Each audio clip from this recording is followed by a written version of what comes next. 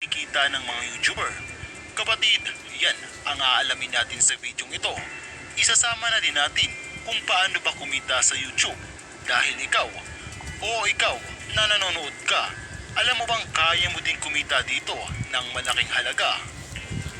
Welcome ba kaibigan? Sa videong ito, pag-uusapan natin kung magkano ang isang views at magkano ang kinikita ng isang YouTuber sa YouTube. Pero bago natin simulan ang lahat, ay kung bago ka pa lang sa channel ko at gusto mo ng mga ganitong video ay mag-subscribe ka na para maging updated ka sa mga futures upload natin. Nag-upload ako ng isa o higit pa sa isang linggo. At kung mayroon ka namang gustong ipakwento o di kaya ay pasaliksik ay mag-comment ka lamang sa ibaba ng video ito. Maraming salamat.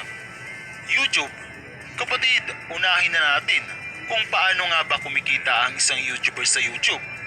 Ang unang pinagkukunan ng kita ng isang vlogger ay ang Google AdSense o yung mga advertisement na makikita mo kapag nanonood ka o di kaya yung mga commercial na makikita mo sa isang YouTube video tulad neto. Kapatid, hindi kumikita ang isang vlogger base sa like, comment at share. Mas lalong hindi kumikita ang isang YouTuber sa subscribe dahil ang subscriber ay nakabase lamang sa dami ng nakafollow sa iyong channel. Kumikita ang isang YouTuber dahil sa mga advertisement. Kaya kung wala ka nito ay hindi kikita ang YouTube mo. Paano nga ba kumita sa YouTube? Kapatid, ang kinakailangan mo lamang gawin ay gumawa ng YouTube account at Google AdSense account. Yan lamang ang dalawang gagawin mo. Pero kapatid, need mong i-connect ang YouTube mo sa Google AdSense. Pero napakadali lang yan. And then kapag nagawa mo na yan, gumawa ka ng video na kung saan i-upload mo ito sa mismong account na ginawa mo. Pero teka, baka isipin mong kikita ka na agad kapag ginawa mo yan. Hindi po, kinakailangan mo munang ma-reach yung requirements ni YouTube. Kinakailangan mo munang ma-reach yung 1,000 subscriber at 4,000 watch hour o yung 240,000 minutes. At kapag nagawa mo yan, ay boom, pwede ka nang kumita sa YouTube.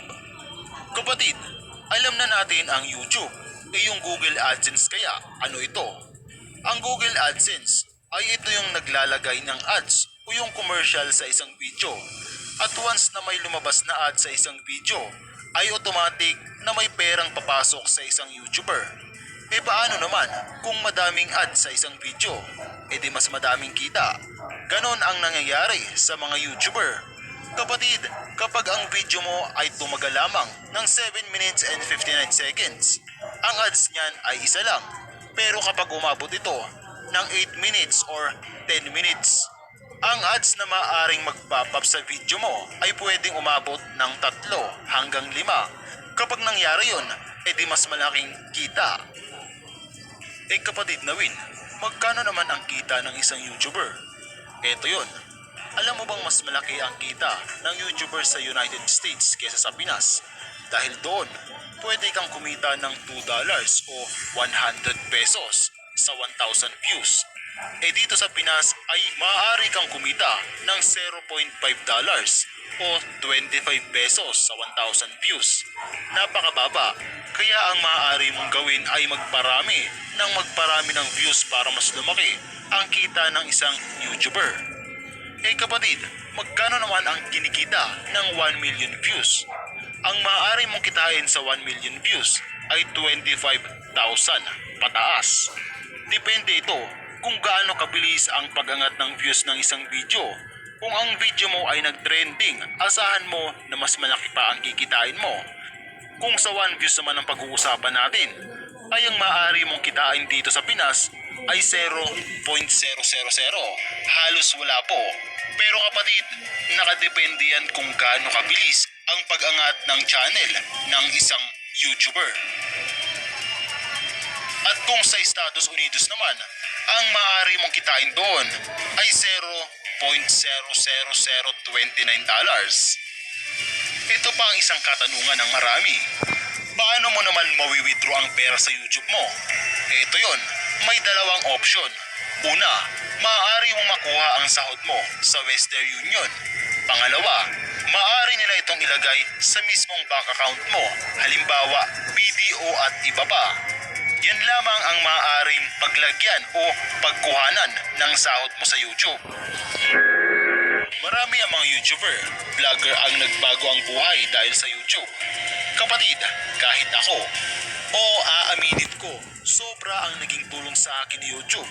Nabibili ko ang lahat ng gustuin ko. Hindi na ako kinakapos ng pera. Hindi gaya dati na halos magkayod kalabaw ako sa trabaho. Ang kinakailangan mo lamang sa YouTube ay tiyaga at pasensya. Samahan mo na rin ng pagdarasal para laging may nakaalalay sa iyo. Kaya ikaw, bakit hindi mo subukan? Malay mo, para sa iyo pala ang YouTube.